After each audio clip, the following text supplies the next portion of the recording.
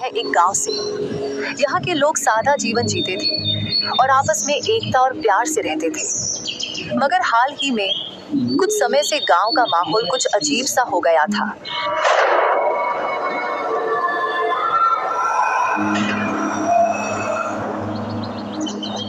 जब लोग सुबह उठते थे तो गांव की कई औरतों और लड़कियों के बाल कटे हुए मिलते थे। पहले तो किसी ने इस बात पर ज्यादा ध्यान नहीं दिया, मगर जब यह रोजाना होने लगा तो हर कोई डर से कांपने लगा। गांव के बुजुर्गों का कहना था कि किसी बुरी आत्मा ने गांव में डेरा जमा लिया है, जो औरतों के बाल लेकर अपनी शक्ति बढ़ा रही है। इसी बीच गांव के 3 दोस्तों अर्जुन, विक्रम और सौरभ ने यह ठान लिया कि वे इस रहस्य का पता लगाएंगे। बचपन से हर मुसीबत का सामना करने वाले इन तीनों ने तय किया कि वे मिलकर इस बुरी शक्ति का सामना करेंगे और गांव को इस डर से छुटकारा दिलाएंगे। एक शाम तीनों दोस्त बैठे हुए थे, तभी अर्जुन ने कहा, कल मेरी छोटी बहन के बाल किसी ने रात को काट दिए। उसे दरवाजे के पास किसी के कदमों की आहट सुनाई दी थी। उसकी बात सुनकर विक्रम ने कहा, मेरे घर में भी ऐसा ही कुछ हुआ था। मेरी माँ के बाल भी बिना किसी वजह के रात में कट गए। पता नहीं ये कौन कर रहा है। सौरभ ने थोड़ा सोचकर कहा, तुम दोनों को याद है, ये सब तब से शुरू हुआ है जब से वो गंजी भिखारन हमारे गांव में आई है। उसके आने के बाद ही ये घटनाएं होने लगी हैं। अर्जुन और विक्रम ने सौरभ की बात पर ध्यान दिया और तय किया कि वे अगले दिन उस भिखारन से मिलकर सच्चाई का पता लगाएंगे। अगले दिन तीनों दोस्त गांव के बीचों बीच उस भिखारन के पास पहुंचे, जो जमीन पर बैठी हुई अजीब सी हंसी हंस रही थी। उसकी आंखें बहुत डरावनी थी। जैसे ही तीनों उसके पास पहुंचे, वह हंसते हुए बोली, क्या तुम मुझे कुछ देने आए हो या सिर्फ मेरा मजाक उड़ाने आए हो? अर्जुन ने साहस बटोरते हुए कहा, तुम गांव में नई हो, पहले कभी नहीं देखा तुम्हें। तुम कौन हो और यह भीख मांगने का क्या कारण है?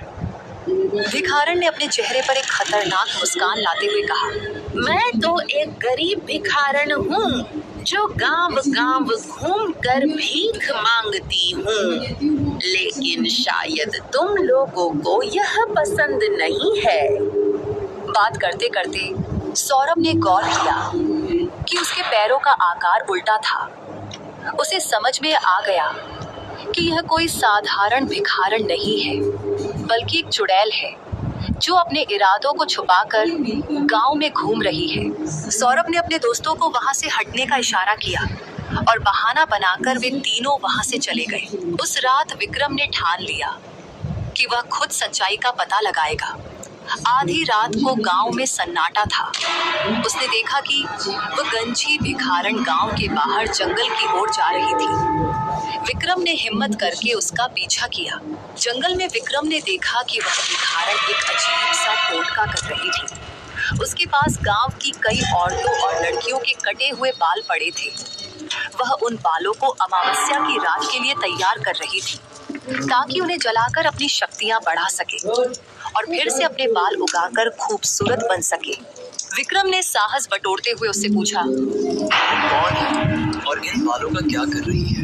भिखारन विक्रम को देखकर अपने असली रूप में आ गई और बोली, मैं एक चुड़ैल हूँ। मैं अमावस्या की रात इन बालों की बलि दूंगी, जिससे मुझे अपने खोए हुए बाल और शक्ति वापस मिल जाएगी। और जैसे ही मेरे बाल आएंगे तो जिन सब के बाल मेरे पास है वो हमेशा के लिए गंजी हो जाएंगी। और यह बोलकर वह जोर जोर से हंसने लगी। उसकी बातें सुनकर विक्रम डर गया, क्योंकि आज ही अमावस्या की रात है। तभी अर्जुन और सौरभ भी वहां विक्रम को ढूंढते हुए पहुंच गए और उसे देखकर तुरंत उसके पास आए।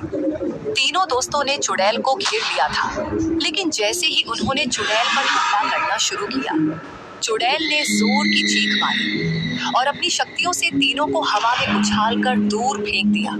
वह अब और भी भयानक और गुस्से में दिखने लगी। उसकी आंखें लाल हो चुकी थी और चेहरा डरावना हो गया था। चुड़ैल जोर से हंसते हुए बोली, तुम तीनों मेरी शक्ति का मुकाबला नहीं कर सकते। अब तुम भी मेरे जाल में फंस गए हो। अब समय आ गया है कि मैं अपने बाल वापस पालूं और फिर से सुंदर बन जाऊं। विक्रम, अर्जुन और सौरभ बहुत घबराए हुए थे, लेकिन हार मानने के लिए तैयार नहीं थे।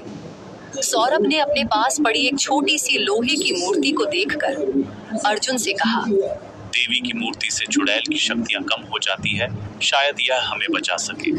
तीनों ने हिम्मत जुटाई और मूर्ति को उठाकर चुड़ैल की ओर उछाल दी। जैसे ही मूर्ति चुड़ैल के पास पहुंची, चुड़ैल को एक तेज बिजली का झटका लगा और चुड़ैल अचानक रुक गई। उसकी हंसी खामोश हो गई। उसकी आंखें अचानक डर और हैरानी से भर गई। चुड़ैल ने कांपते हुए कहा, यह क्या? यह शक्ति मुझे रोक रही है। जैसे ही उसने यह कहा, वह धीरे धीरे गायब होने लगी और चारों ओर धुआं फैल गया। कुछ समय बाद जब धुआं साफ हुआ तो वहां चुड़ैल का कोई निशान नहीं था। बस उस जगह पर कुछ जले हुए बाल बिखरे हुए थे। गांव में फिर से एक गहरा सन्नाटा छा गया, लेकिन किसी अनजाने डर के साथ अर्जुन ने डरते हुए पूछा, क्या वह सच में खत्म हो गई या कहीं छुप गई है? सौरभ ने धीरे से जवाब दिया, मुझे नहीं पता, लेकिन अब हमें सतर्क रहना होगा। शायद उसने खुद को इस बार के लिए रोक लिया हो, पर यह जरूरी नहीं कि वह फिर कभी वापस नहीं आएगी। विक्रम ने धीरे से कहा, हमें गांव के मंदिर को हमेशा शक्ति से भरा रखना होगा। यह गांव की सुरक्षा का एकमात्र सहारा है। तीनों ने हर पूर्णिमा की रात वहां दीपक जलाने का संकल्प लिया, ताकि उस बुरी शक्ति का फिर से सामना न करना पड़े। गांव वालों से उन्होंने इस बात का जिक्र नहीं किया, पर तीनों की आंखों में एक रहस्य छिपा हुआ था। अब गांव में शांति तो लौट आई थी, पर इस रहस्य का डर भी हमेशा के लिए उनके दिलों में बसा हुआ था।